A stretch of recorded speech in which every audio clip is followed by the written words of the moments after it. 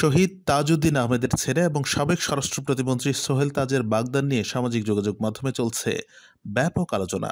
বলা হচ্ছে ৫৫ বছর বয়সী সোহেল তাজ ৭টি বিয়ে করেছেন।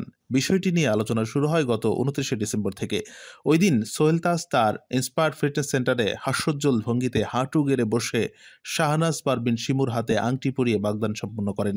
সামাজিক যোগাযোগ মাধ্যমে যা ভাইরাল হয়ে যায়। অনেকেই বলতে থাকেন এটি সোহেল তাজের সপ্তম বিয়ে। এ নিয়ে বৃহস্পতিবার রাতে সামাজিক যোগাযোগ মাধ্যম ফেসবুকে একটি পোস্ট দিয়েছেন তাজপুত্র। তার ফেসবুক পোস্টে তিনি বলেন, আপনারা অনেকেই প্রশ্ন করেছেন আমার ব্যক্তিগত জীবন সম্পর্কে। আমি কিছুই বলবো না, কারণ এটা আমার একান্ত ব্যক্তিগত বিষয়। দুটি কমেন্টস শেয়ার করলাম, তা থেকে আপনারাই বুঝে নিন কোনটা সঠিক আর কোনটা মিথ্যে। এ সময় তিনি দৃষ্টি আকর্ষণ করেন গণহত্যা, গুম খুন, নির্যাতন, নিপীড়নকারী, দুর্নীতিবাজ, গণতন্ত্র হত্যাকারী, চোর, মাফিয়াদের সমর্থনকারী, ব্রেন ওয়াশ, নব্য কাওয়া বডি লীগের চামচাদের দৃষ্টি আকর্ষণ করছি।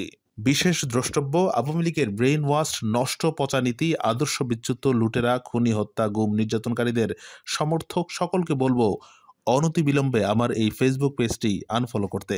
আর অনুরোধ থাকবে নিজের বিবেককে জাগিয়ে আত্মোপলব্ধি, আত্মসমালোচনা করে অনুশোচনা করার। এই পোস্টের সঙ্গে তিনি দুটি স্ক্রিনশটও যুক্ত করেন, যা তার বিয়ের সংখ্যা নিয়ে চলমান বিতর্ককে জাস্টিফাই করার প্রয়াস বলে ধারণা করা হচ্ছে।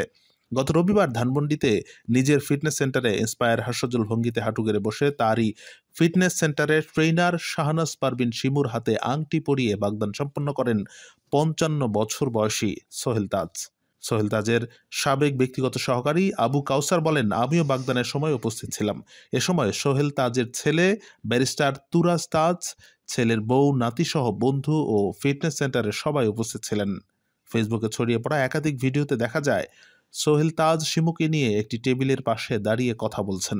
এ সময় কয়েকজনকে ক্যামেরা নিয়ে ব্যস্ত থাকতে দেখা যায়। পরে তিনি টেবিল ঘুরে অনেকটা ফিল্ম স্টাইলে হাঁটু গেড়ে বসে কনের হাতে আংটি পরিয়ে দেন। এ সময় উপস্থিত সবাই হাততালি দিয়ে মুহূর্তটি উদযাপন করেন। সোহেল তাজের ঘনিষ্ঠ সূত্র জানায়, ঠাকুরগাঁওয়ের মেয়ে শিমু মা ও দুই ভাইকে নিয়ে ঢাকায় বসবাস করেন।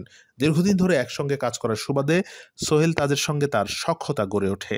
তারই ধারাবাহিকতায় উভয় পরিবারের সম্মতিতে আংটি বদল হলো। জানা যায় এটি হবে সোহেল তাজের দ্বিতীয় বিয়ে। তার আগের স্ত্রীর নাম কনকা করিম। সেই সংসারে ছেলে ও নাতি রয়েছে। তবে সামাজিক যোগাযোগ মাধ্যমে দাবি উঠেছে সোহেল তাজ এর আগে একাধিক বিয়ে করেছেন। কেউ কেউ বলছেন এটি তার দ্বিতীয় বিয়ে, আবার কেউ ৬ বার বিয়ের দাবি করেছেন।